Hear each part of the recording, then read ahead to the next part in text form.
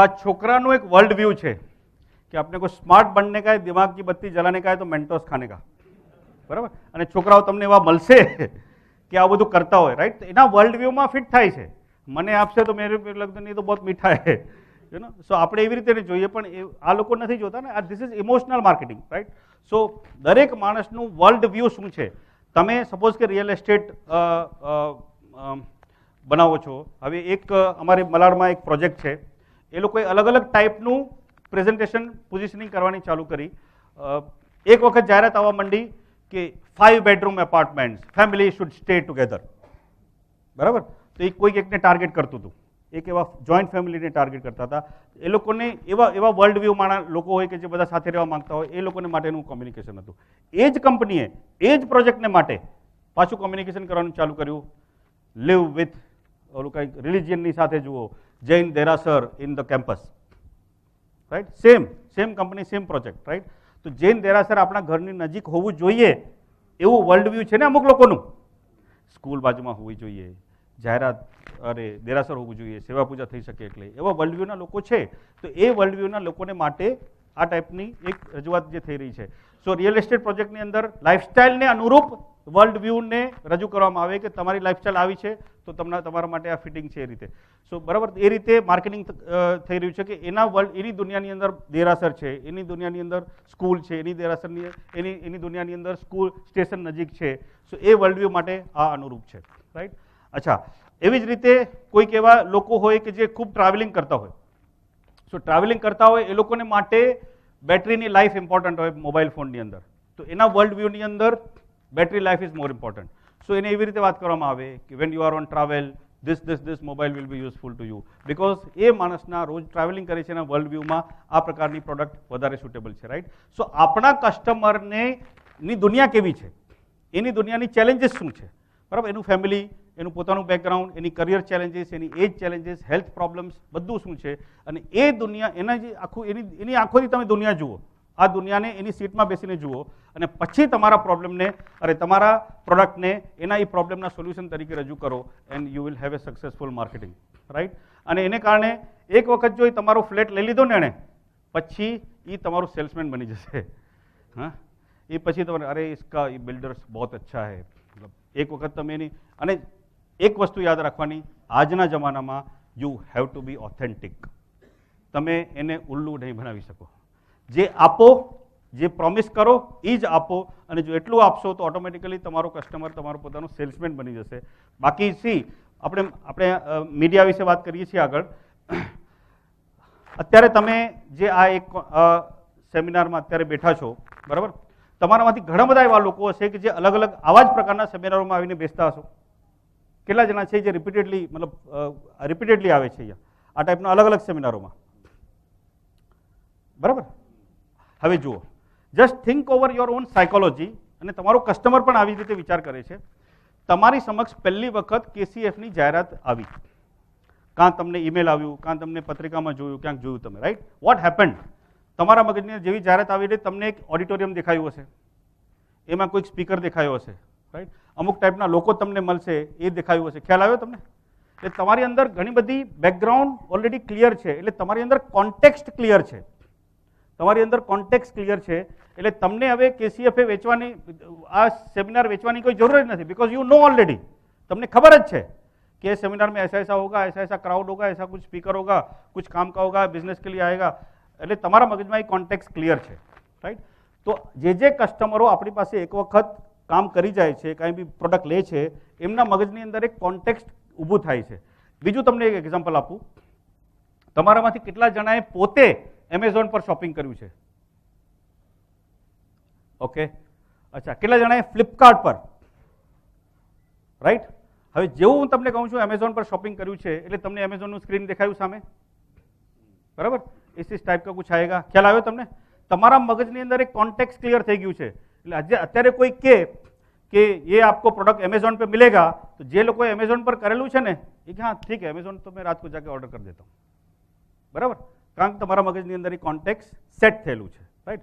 પણ જેણે એમેઝોન પર કોઈ દિવસ શોપિંગ નથી કર્યું એવા પણ લોકો હશે ને, છે કોઈ કે કોઈ ઈ કોમર્સ પર શોપિંગ નથી કર્યું કોઈ દિવસ, બરાબર?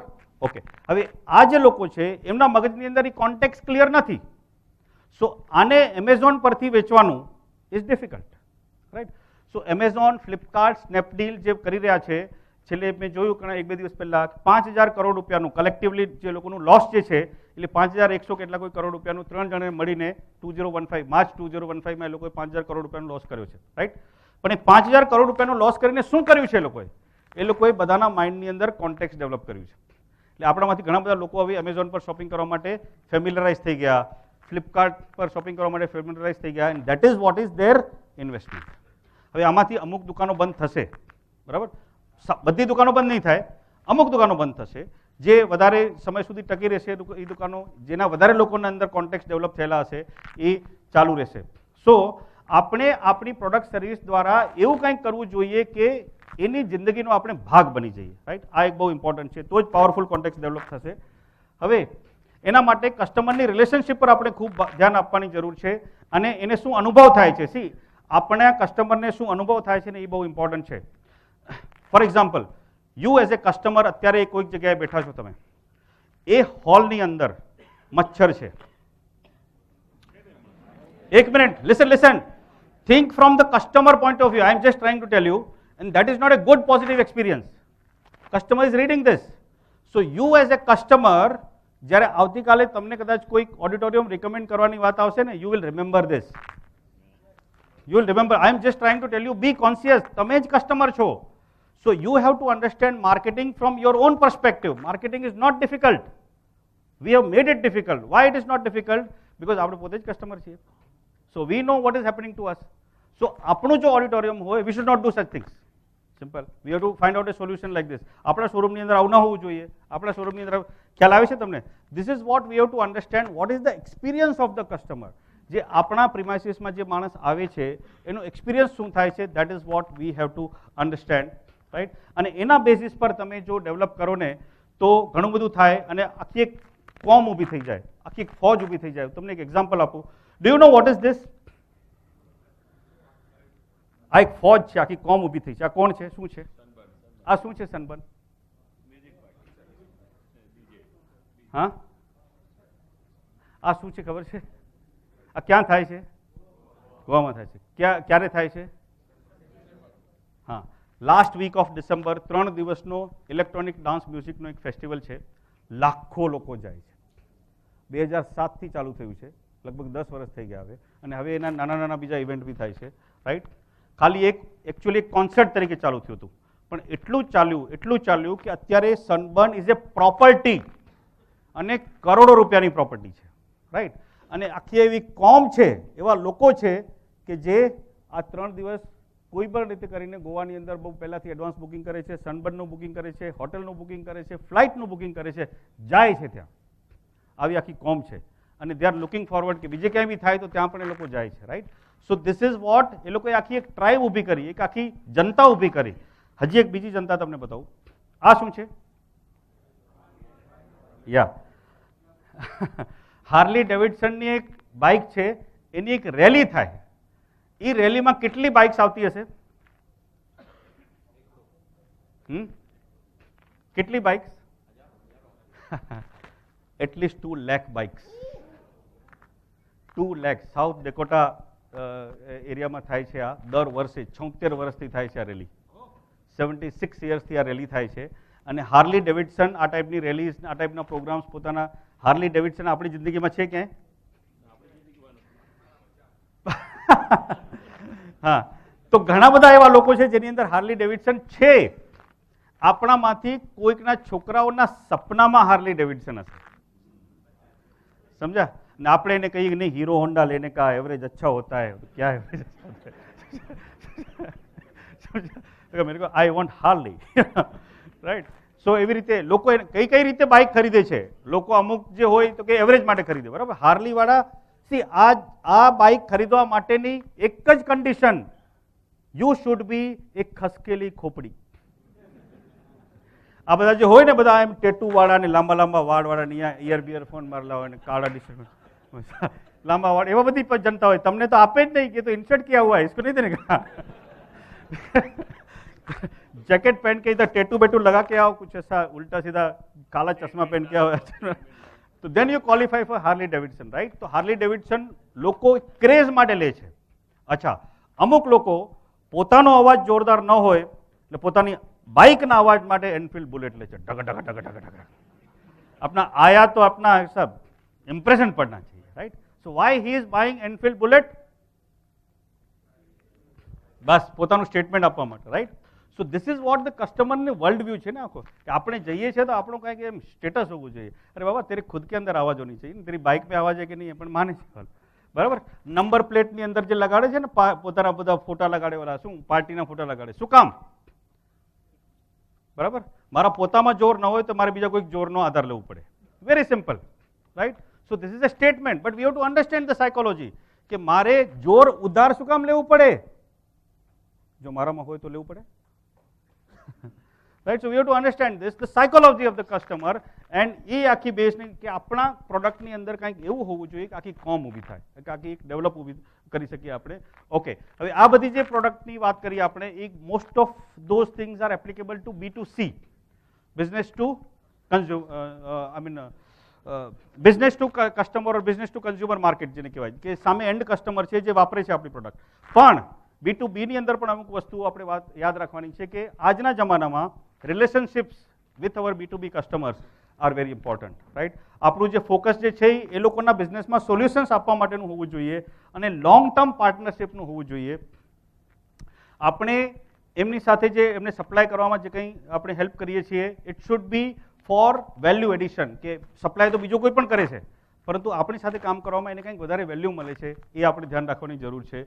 બંને આપણને એમને બેનિફિશિયલ હોય એવું, અને આપણું પરફોર્મન્સ કન્ટિન્યુઅસલી કન્સિસ્ટન્ટ હોય એ બહુ જરૂરી છે. And reliability in B2B, reliability is very important. I will give you one example. Suppose કે કેટરિંગના બે એક્ઝામ્પલની આપણે વાત કરી, એક 500 રૂપિયાવાળી થાળી, એક 1500 રૂપિયાવાળી થાળી. હવે એના સપ્લાયર વિશે તમે વાત કરો. 500 રૂપિયાવાળાને કોઈક સપ્લાય કરે છે, દૂધ છે, મીઠાઈ છે, શાકભાજી છે એ, અને 1500 રૂપિયાવાળાને સપ્લાય કરતો એવો સપ્લાયર, બંને સપ્લાયર સેમ હશે? નહીં હોય, બરાબર? કારણ કે જે 1500 રૂપિયાવાળી થાળી જો પ્રોમિસ કરે છે, એ માણસ પાસે એને એ સામે કસ્ટમરને કમિટમેન્ટ આપે છે, તો એની પાસે B2B નો જે સપ્લાયર હશે ને એને બી કમિટમેન્ટ જોશે, કે હું કહીશ તને 15 મિનિટ પહેલાં મને જોશે એટલે જોશે વસ્તુ, જો આપી શકતો તો આપ, નહીં તો નહીં, અધર વી વિલ નોટ વર્ક. તો 500 રૂપિયાવાળું હશે, નહીં એ તો ઠીક છે ચલેગા, એક નહીં તો બીજી વસ્તુ ત્યાં નાખી દેશે, બરાબર? ઓકે, એને ચાલશે. સો ફાઇનલી આપણી રિલાયબિલિટી પરથી આપણું કનેક્શન્સ નક્કી થાય, આપણા સામેના B2B કસ્ટમરો નક્કી થાય છે. That we have two focus on. We also have to focus on in B2B the processes, કેવી રીતે આપણા કામો થાય છે.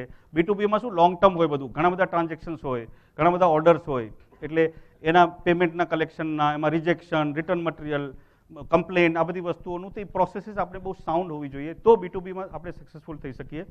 ઓકે, બ્રાન્ડિંગ વિશે ઘણી બધી મિસઅન્ડરસ્ટેન્ડિંગ હોય છે, જેને આજના જમાનામાં બહુ ક્લેરિટીની જરૂર છે. આપણે એવું માનીએ છીએ કે બ્રાન્ડિંગ આપણે ખૂબ ડખો કરીએ, ડખો કહેવાય ને, ખૂબ જાહેરાતો આપીએ, ખૂબ માર્કેટિંગ કરીએ, એટલે that is called marketing noise. એ નોઇઝથી બ્રાન્ડિંગ ન થાય, બરાબર?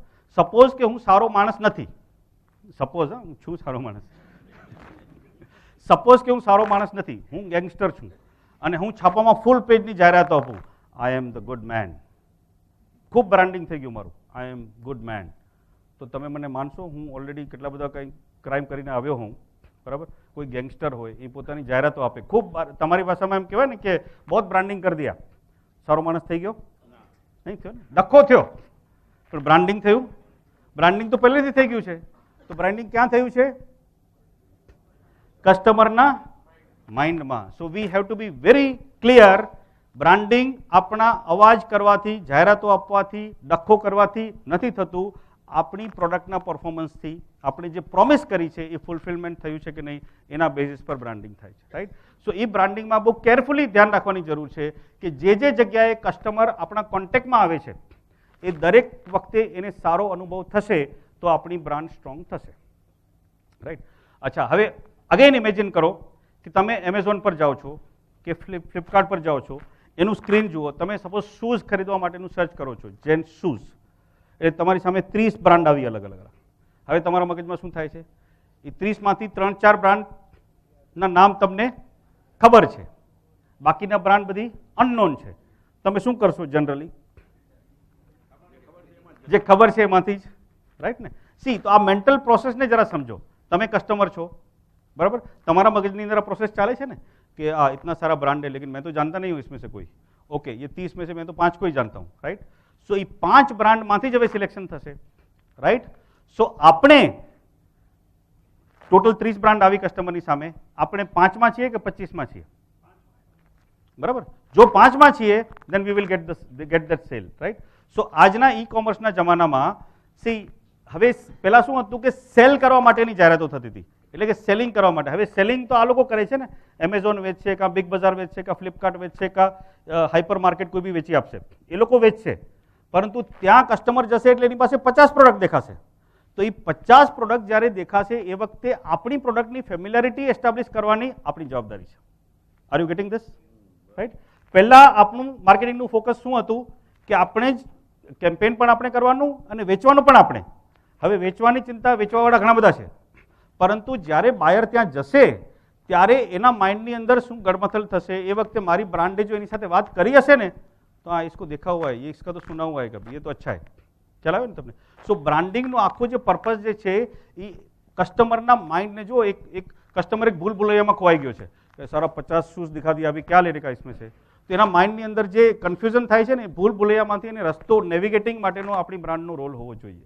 That is what is the requirement. અને નેચરલ બ્રાન્ડિંગ નહીં કરવાનું. આપણે જે કહીએ ને કાંઈ ન કરીએ, આપણી બ્રાન્ડ વિશે કંઈ વાત જ ન કરીએ, બરાબર, તો કસ્ટમરને ખબર કેમ પડે કે આપણે શું છીએ, રાઈટ? સો આપણે જે છીએ, આપણા જેવા લક્ષણો છે, આપણી પ્રોડક્ટના જે કેરેક્ટરિસ્ટિક્સ છે, એનું કોમ્યુનિકેશન કસ્ટમર પાસે થવું જોઈએ. માર્કેટિંગમાં આ બહુ ધ્યાન રાખવાનું કે છોડી નહીં દેવાનું ભગવાન ભરોસે કે अपना सब अच्छा ही है ना, अपना लड़का तो अच्छा ही है, सबको पता चलेगा ना. नहीं नहीं, बोलने का लड़का मेरा अच्छा है, एजुकेटेड है, पढ़ा लिखा है, संस्कारी है, ओबीडियंट है, सब कुछ बोलने का. सो अवॉइड नेचरल ब्रांडिंग एंड કે બ્રાન્ડિંગ જે છે એ એક ઝટકે નહીં થઈ જાય, થોડોક ટાઈમ લાગશે. And we have to be patient about it. It takes time, right? કસ્ટમરને દરેક હવે સક્સેસફુલ થવું હશે તો દરેક જગ્યાએ જ્યાં જ્યાં વેલ્યુનો ગેપ હોય ત્યાં આપણે વેલ્યુ પ્રોવાઈડ કરવી પડશે. Again I will show you, it will be very clear કે કસ્ટમરને ક્યાં ક્યાં વેલ્યુ ક્રિએશનનો ઇસ્યુ આવે છે. કસ્ટમરને ખ્યાલ આવ્યો?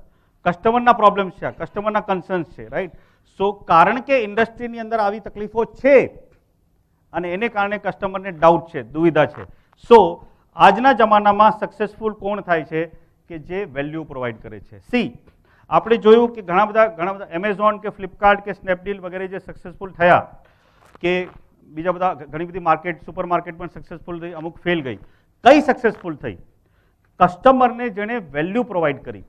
સી, રિટેલર્સ કે હોલસેલર્સની જે ચેન હતી ને, if you actually observe point of વ્યૂથી, બિઝનેસ પોઈન્ટ ઓફ વ્યૂથી જુઓ તો થયું શું કે આ એમેઝોન કે આ બધા લોકોએ કર્યું શું, તો મેન્યુફેક્ચરરથી રિટેલર, મેન્યુફેક્ચરરથી કન્ઝ્યુમરની વચ્ચે જે પ્રોડક્ટ જતી હતી ને, એ ચેનની અંદર બે વચ્ચે પાર્ટ હતા. One was wholesaler, one was retailer. Wholesaler અને રિટેલર પોતાના એન્ડથી કોઈ વેલ્યુ પ્રોવાઈડ નહોતા કરતા, રાઈટ? અને છતાં પણ એમની હાજરી હતી ત્યાં, અને કસ્ટમરને એને કારણે તકલીફ થતી હતી, કસ્ટમરે ત્યાં જવું પડતું હતું, કસ્ટમરને સબસ્ટાન્ડર્ડ સર્વિસ મળતી હતી, અને એને કારણે કસ્ટમર વોઝ નોટ હેપી. સો આ બંને, હવે આ બંને લોકો જે વચ્ચેના જે મિડલમેન હતા એમાં 15-20-25% માર્જિન હતું. એમેઝોન લોકોએ ક્યાં જોયું, તમે બિઝનેસ રિયાલિટીથી જુઓ કે આમાં તકલીફ ક્યાં થઈ છે અને ક્યાં એ લોકોને સક્સેસ મળી છે. એમણે જોયું કે હોલસેલર અને રિટેલરનું 20-25% જે માર્જિન છે, ઈ કોસ્ટની અંદર તો હું ડાયરેક્ટલી મેન્યુફેક્ચરથી રિટેલર સુધી પહોંચાડી શકું છું, રાઈટ? અને એ લોકોએ પહોંચાડવાનું ચાલુ કર્યું. And that is why, because કે વચ્ચેના જે બે લેયર હતા એ લોકો તરફથી કોઈ વેલ્યુ એડિશન નહોતું થતું. તમે જાઓ એક શેમ્પુ લેવા માટે, તમે જાઓ એક રિટેલ શોપ પર, તમે જાઓ અને એને કહેશો તમે કે મેરે કો શેમ્પુ દિખાઓ, બરાબર? તો ઓલો તમને કેટલા શેમ્પુ દેખાડશે? 2 કે 3. પછી શું કહેશે તમને? આપકો ચાહીએ क्या बोलो ना, बराबर? तो પછી કહેશું કે इसमें कितना पैकिंग आता है, इसमें 2 आता है, इसमें कितना अलग अलग टाइप का वेराइटी है, इसमें बहुत है कुछ, आपको चाहिए क्या, बराबर? राइट? એટલે જવાબ આપવા માટે એની પાસે ટાઈમ નથી. અચ્છા, તમે કહેશો કે નહીં મેરે को नहीं एंटी हेयर फॉल नहीं, एंटी डेंड्रफ चाहिए, एंटी वो चाहिए, एंटी वो चाहिए, वो सब नहीं है, कल मिलेगा, राइट? સો આ ટાઈપની ટ્રીટમેન્ટ કસ્ટમરને મળતી હતી.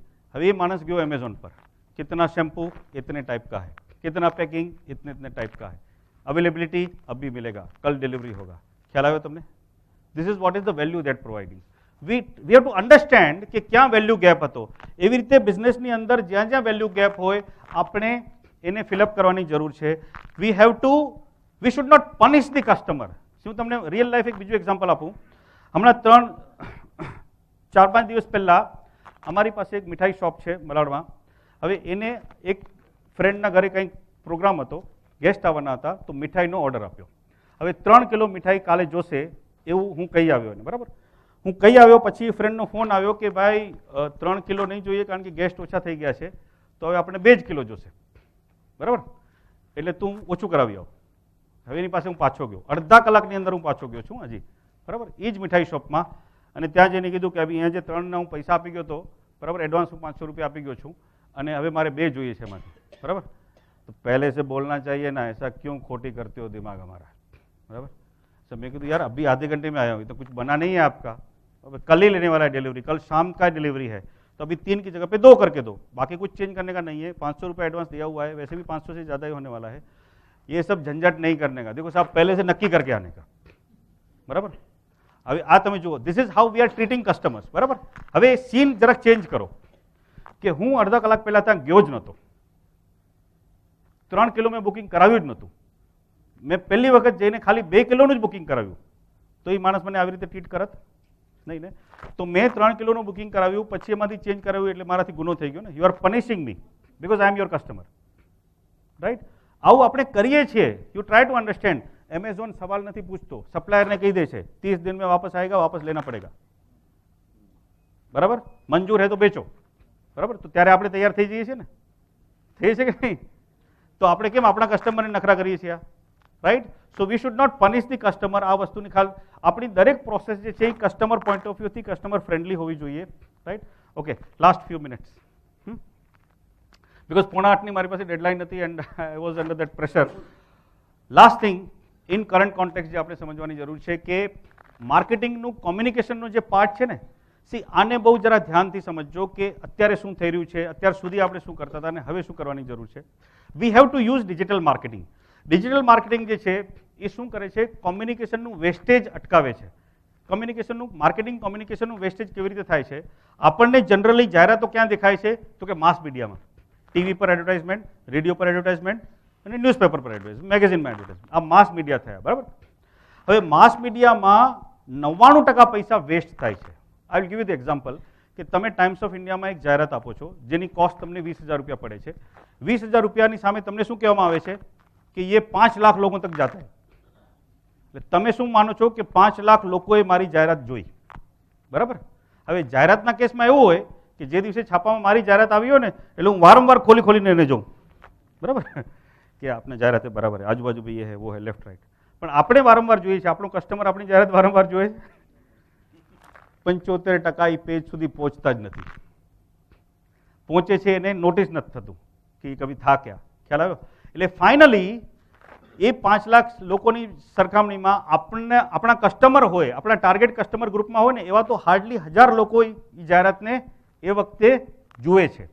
રૂપિયા મેં ખર્ચ્યા 20,000 રૂપિયા, બરાબર. જોઈ કેટલા લોકોએ? 1000 લોકોએ, જે મારે લાગુ પડે છે. બાકીના લોકોને તો ખબર જ નથી. અચ્છા, 1000માંથી આ દેખા કુછ તો હે પતા નહીં, ભૂલ ગયા. 100 જણા એવા હશે કે જેને ક્યારેક ધ્યાનથી જોયું હશે. અચ્છા, એટલે જ કંઈ ખરીદવાની ઈચ્છા હશે કદાચ એ પ્રોડક્ટને. 100માંથી દેખતે બાદ મેં હવે થયું શું? જ્યારે જાહેરાત જુએ છે, જ્યારે માણસ જાહેરાત જુએ છે ને ત્યારે ઘરે છે, ટ્રેનમાં છે, બસમાં છે, એ વખતે ખરીદવાના મોડમાં નથી, બરાબર. પછી પોતાની જિંદગીમાં જાય છે એટલે જાહેરાત પછી ભૂલી જાય છે. એટલે પછી એને છાપું ગોતીને પાછું એ પેજ પર જઈને એટલી બધી કોઈ ભક્તિ નથી આપણી પ્રોડક્ટ પાસે,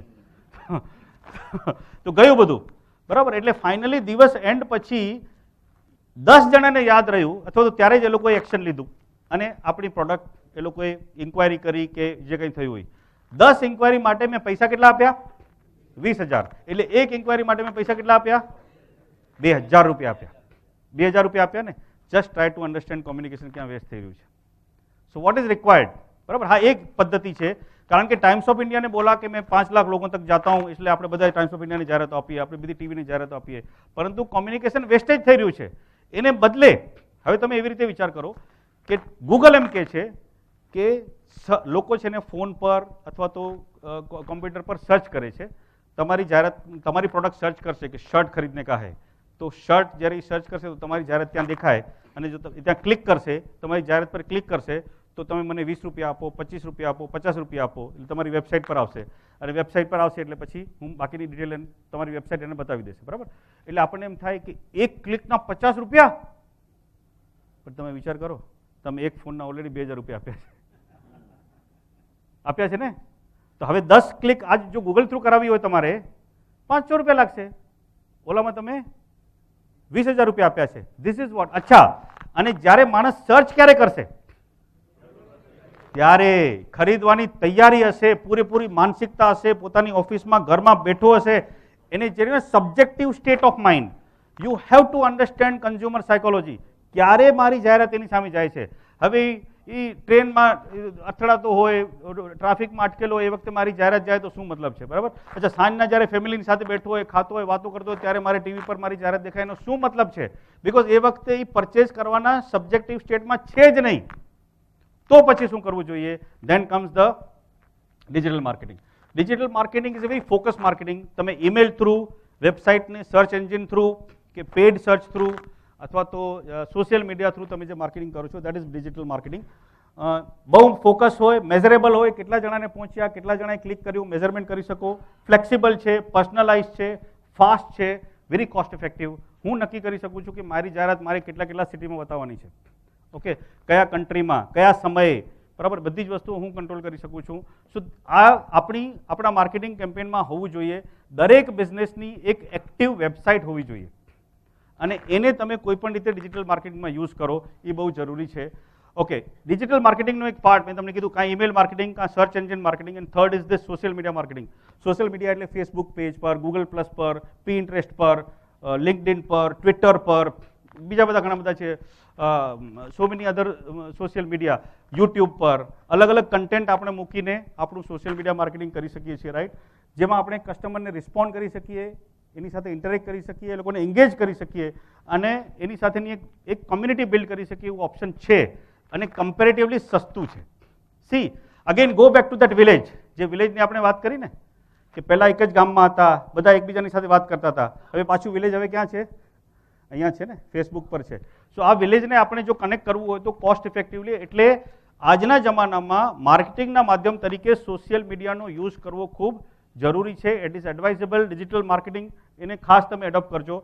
અને ઇનબાઉન્ડ માર્કેટિંગ એટલે કે મેં અત્યારે જે વાત કરી, અત્યાર સુધીનું જે હતું આઉટબાઉન્ડ માર્કેટિંગ, આપણે શું કરીએ છીએ? આપણા મેસેજને પુશ કરીએ છીએ. આપણા મેસેજને સામેના માણસ જ્યારે તૈયાર ન હોય ત્યારે એને પુશ કરીએ છીએ. હવે ત્યારે પુશ કરીએ છીએ એટલે શું થાય છે? ડિસ્ટર્બ થાય છે.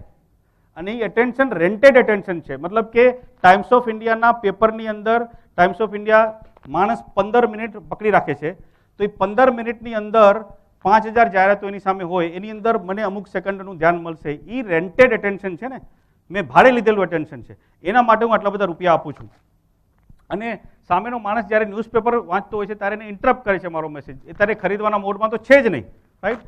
એ વખતે થાય છે, અને એની અસર બહુ ટેમ્પરરી હોય છે, ખૂબ ખર્ચાળ છે, અને ખબર નથી પડતી કે મેં ટાઈમ્સમાં જાહેરાત આપી એનાથી ખરેખર મને બેનિફિટ કેટલો થયો, બરાબર.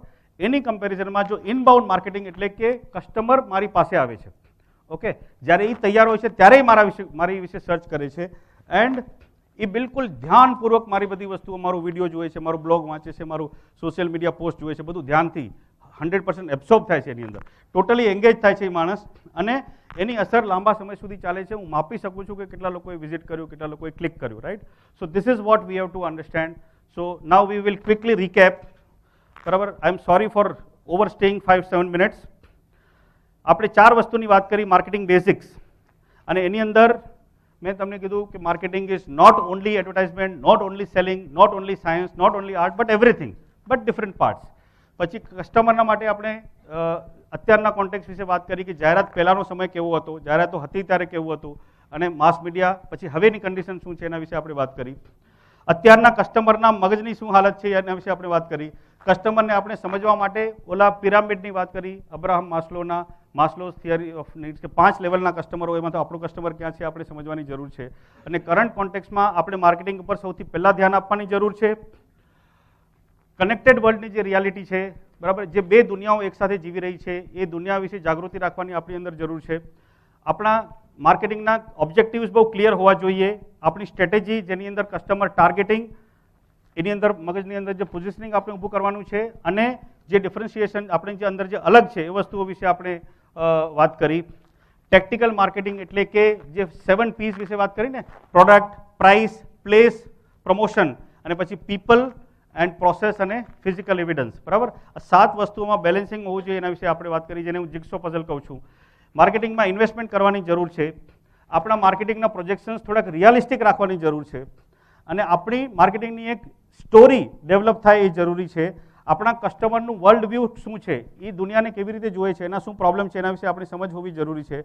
આપણા કસ્ટમરની અંદર એક કોન્ટેક્સ્ટ ડેવલપ થાય, એક આખી ટ્રાઇબ ડેવલપ થાય, એક આખું ગ્રુપ ડેવલપ થાય, એના વિશેની કોશિશ કરવી જોઈએ. બ્રાન્ડિંગ વિશે આપણે જાગૃત રહેવું જોઈએ અને દરેક પોઈન્ટ પર કસ્ટમરને એક વેલ્યુ એડ થાય અને માર્કેટમાં જ્યાં વેલ્યુ ગેપ હોય એ ગોતીને આપણે ભરીને કસ્ટમરને આપવાની કોશિશ કરવી જોઈએ. અને કોસ્ટ ઇફેક્ટિવલી માર્કેટિંગ કોમ્યુનિકેશન કરવા માટે ડિજિટલ માર્કેટિંગ હોવું જોઈએ. બરાબર, આ વસ્તુઓ વિશે આપણે વાત કરી છે. અચ્છા, તમને જે કાંઈ આ વસ્તુઓ વિશે હતી તમે કદાચ લખ્યું ન પણ હોય તો KCF will send you the PDF copy. 8 પેજની આખી સમરી મેં આપી છે, which will come to you. એટલે ઇન કેસ સપોઝ તમે કાંઈક ઘણી બધી વસ્તુઓ હું વાત કરી, હું જરા ઝડપથી બોલ્યો છું, so because of 2 hours, but whatever તમારી પાસે કન્ટેન્ટ આવશે. Right now I would like to know your feedback about this, if કાંઈ પણ હોય તો.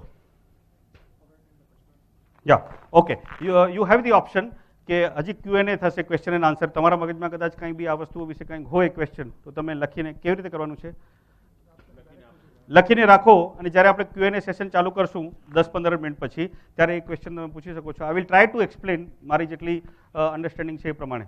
Right, I hope you like whatever I said. Thank you.